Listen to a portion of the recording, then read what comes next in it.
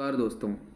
Theories of international relation की series में आज हम अपने छठवें वीडियो में फंक्शनलिज्म के बारे में बात करेंगे, जिसे प्रकार्यवाद या कार्यात्मकतावाद भी कहते हैं। अंतर्राष्ट्रीय संबंध में इसे डेविड मिट्रनी ने दिया। डेविड मिट्रनी अपनी पुस्तक अ वर्किंग पीस सिस्टम में इसको देते हैं। वो बोलते हैं कि यथार्थवादी जो है ना, उनकी मान्यताओं को मैं नहीं मानूंगा। यथार्थवादियों की क्या मान्यता थी कि जो इंटरनेशनल रिलेशन है उसका मुख्य एक्टर स्टेट है, मतलब मुख्य जो करता है वो राज्य होता है, और उसके जो संबंध राजनीतिक संबंध ही होते हैं, मुख्य संबंध। लेकिन फंक्शनलिज्म में बोले डेविड मिट्रनी कि आप केवल राजनीतिक कार्यों में मत बांटो। आप ना जो फंक्शन है उसको दो भागों में बांटो। एक होता है पॉलिटिकल फंक्शन, एक होता है नॉन पॉलिटिकल फंक्शन। ठीक है, तो ये पॉलिटिकल फंक्शन है, इसका मुख्य एक्टर तो स्टेट होगा, बशर्ते इसको राज्य देखेगा। लेकिन जो नॉन पॉलिटिकल फंक्शन है ये ज़्यादा महत्वपूर्ण है। वो बोले, मतलब वो बोले कि राजनीतिक और गैर राजनीतिक कार्य, यहाँ पे गैर होगा, गैर राजनीतिक कार्यों को अलग अलग कर लेना चाहिए, और गैर राजनीतिक क्षेत्र में अनौपचारिक संबंध स्थापित करना चाहिए। इनका कहना था कि देखो, राज्यों के बीच ना कई बार राजनीतिक संबंध स्थापित नहीं हो पाते, क्योंकि दोनों में एक दूसरे को लेकर अविश्वास होता है, जैसा यथार्थवादी बोलते थे, है ना। जैसा यथार्थवादी बोलते थे कि एक दूसरे को लेकर अविश्वास होता है। जैसे भारत और पाकिस्तान का उदाहरण लें तो राजनीतिक संबंध हमारे स्थापित नहीं हो पा रहे हैं, क्योंकि अविश्वास है दोनों को लग रहा है कि संबंध स्थापित होते हैं, फिर कुछ कांड हो जाता है, कोई बम फोड़ देता है, कुछ आतंकवादी हमला हो जाता है, तो स्थापित नहीं हो पा रहा है राजनीतिक संबंध, क्योंकि बहुत सारे प्रेशर होते हैं उनको। लेकिन गैर राजनीतिक संबंध स्थापित हो सकते हैं, वो बोले। तो गैर राजनीतिक संबंध किन क्षेत्रों में होंगे? सांस्कृतिक क्षेत्र में होंगे, सामाजिक क्षेत्रों में, आर्थिक क्षेत्रों में, ठीक है, शैक्षणिक क्षेत्रों में, धार्मिक क्षेत्रों में, ये सब होते हैं गैर राजनीतिक क्षेत्र। तो बोले कि इन क्षेत्रों में हमारे संबंध स्थापित होने चाहिए, मतलब हमारा व्यापार हम एक दूसरे से करें, हम अपने शैक्षणिक संबंध बनाए कि भारत के जो विद्यार्थी हैं पाकिस्तान में पढ़ाई करने जाएं, वहाँ के विद्यार्थी यहाँ आए, यहाँ के प्रोफेसर वहाँ जाएं, है ना।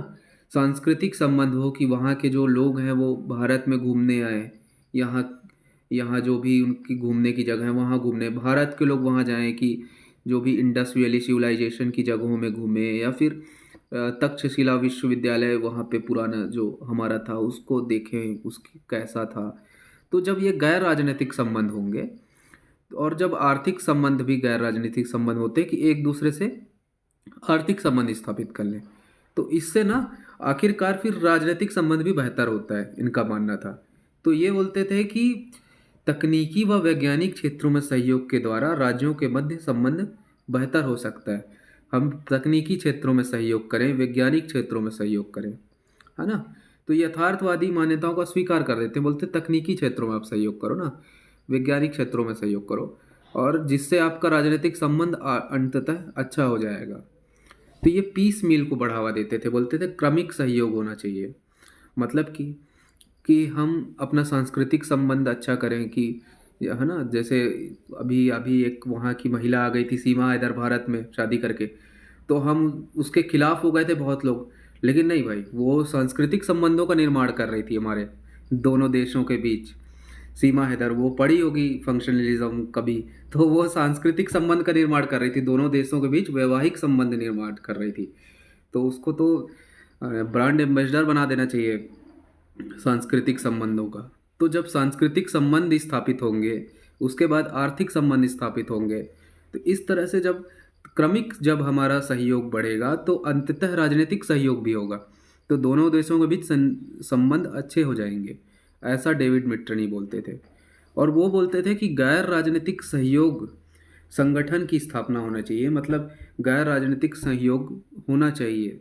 तो ऐसा होगा तो क्या होगा, वो बोले, तो बोले कि संपन्नता होगी, दोनों देश, जितने देश हैं सब संपन्न होंगे, क्योंकि देखो युद्ध से किसी का लाभ नहीं होता है, युद्ध में दोनों पक्ष हारते हैं, है ना। एक पक्ष तो हारता है, दूसरा पक्ष भी हारता है, किसी को लाभ नहीं होता।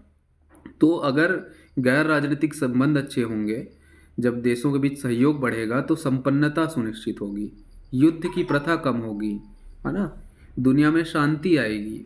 तो ऐसा डेविड मिट्रनी बोलते थे।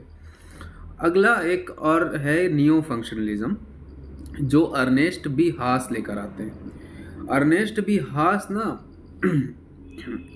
अर्नेस्ट बी हास को ऐसे चिंतक हैं जिन्होंने यूरोप के एकीकरण का विचार दिया था इन्होंने, क्योंकि जब ये पीएचडी कर रहे थे European coal and steel community पे पीएचडी कर रहे थे, क्योंकि जब यूरोपियन यूनियन 1992 में बनता है लेकिन European coal and steel community बनती है बहुत पहले, तो उस पे ये पीएचडी कर रहे थे, उस पे अध्ययन कर रहे थे। तो इन्होंने अपना नियो फंक्शनलिज्म का विचार दिया अपनी book the uniting of Europe में। ये बोले कि यूरोप का एकीकरण हो सकता है, इस बुक में वो बोले। तो उसमें उनका यही कहना था कि राजनीतिक संबंध और गैर राजनीतिक संबंध को हम अलग अलग नहीं कर सकते, दोनों को एक साथ लेके चलना होगा। और आप ना जब ये दोनों को एक साथ लेकर चलोगे, गैर राजनीतिक संबंधों को, राजनीतिक संबंधों को, तो देशों का एकीकरण होगा। वो यही बोलते थे। उन्होंने अपने सिद्धांत दिए, बोले कि पहले तो इकोनॉमिक इंडिपेंडेंस बिटवीन नेशंस, मतलब राज्यों के बीच आर्थिक जो संबंध है उनको निर्मित करना चाहिए, ठीक है। ऐसा organisational capacity to resolve dispute and build international legal regimes, कि ऐसा अगर राज्यों के बीच या फिर एक राज्य और दूसरी कोई कंपनी है, इनके बीच अगर कुछ डिस्प्यूट होता है तो इसको रिजॉल्व करने के लिए कोई सा ऐसा लीगल बॉडी होनी चाहिए, इंटरनेशनल लीगल बॉडी जो होनी चाहिए, जो इनके बीच जो मतभेद है उनको सुलझाए, ठीक है। तो जैसे इंटरनेशनल कोर्ट ऑफ जस्टिस होता है, ऐसे और भी कई बॉडीज़ बनाई गई हैं, तो वो होने चाहिए, है ना। और मार्केट को राज्यों की रेगुलेटरी से अलग करना चाहिए, जो मार्केट हो वो अलग हो। तो इनका यही कहना था कि आप ना संबंधों को बदल दो और राजनीतिक और गैर राजनीतिक संबंधों को साथ साथ लेकर चलो। तो ये स्पिल ओवर इफेक्ट का बात करते हैं कि एक क्षेत्र में किया गया सहयोग फिर दूसरे क्षेत्र में लाभ करेगा, फिर वहाँ सहयोग बढ़ेगा तो फिर दूसरे क्षेत्र में फ़ायदा होगा। तो आप ना सहयोग बढ़ाओ राज्यों के बीच, और इसीलिए ये बोले कि राज्यों का एकीकरण होना चाहिए। जैसे यूरोपियन यूनियन देखोगे तो उसका एकीकरण हो चुका है, अब वहाँ के देश युद्ध नहीं करते। यूरोप के देश एक दूसरे के खून के प्यासे थे सैकड़ों सालों तक। फ्रांस और ब्रिटेन एक दूसरे से नफरत करते थे, बहुत युद्ध होता था उनमें, है ना। जर्मनी का बाकी देशों से युद्ध हुआ, जैसे आप दोनों वर्ल्ड वार देखोगे। लेकिन उसके बाद इन्होंने आर्थिक संबंध अपना बढ़ाया, शैक्षणिक संबंध बनाया, है ना, सांस्कृतिक संबंध बढ़ाया, और इससे अंततः राजनीतिक संबंध इनका अच्छा हो गया। और अब इनके बीच युद्ध नहीं होता है, बल्कि वहाँ तो ऐसा है कि आप एक देश से दूसरे देश आसानी से जा सकते हैं, वहाँ पे कोई रेगुलरिटी नहीं है। तो वो यही बोलते थे कि एक जैसी मुद्रा हो, एक जैसा मार्केट हो, तो इसीलिए बोलते थे स्पिल ओवर इफेक्ट होना चाहिए। और हाइपर स्पिल ओवर इफेक्ट का भी उन्होंने थ्योरी दिया। तो अब बात करते हैं कि क्वेश्चन कैसे पूछे जाएंगे। तो जो अर्नेस्ट बी हास है, इनकी बुक पूछ सकते हैं कि इनकी बुक कौन सी है, या फिर इनकी बुक कौन सी है, तो यूनाइटिंग ऑफ यूरोप ऐसा आप ऑप्शन रहेगा, उसको मारिएगा।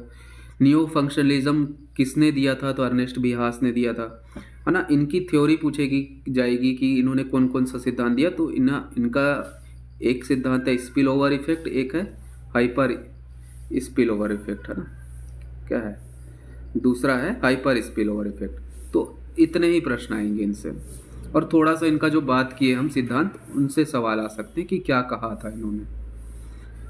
दूसरा, डेविड मिट्रनी की बुक पूछी जा सकती है। फंक्शनलिज्म किसने दिया ये पूछा जा सकता है, इसमें क्या कहा था ये पूछा जा सकता है। तो बहुत सरल प्रश्न आते हैं इससे, और अगर आप हल्का फुल्का इसको अच्छे से कर लिए तो आप बिल्कुल 2 नंबर ले जाओगे। एक क्वेश्चन यहाँ से आने का बिल्कुल संभावना होती है यूजीसी नेट में, है ना। तो धन्यवाद। अब मैं अपना अगला वीडियो लेकर आऊँगा, आप इस पे बने रहिएगा मेरे साथ। मैं पूरा इंटरनेशनल रिलेशन ख़त्म कराऊँगा आपका। Thank you.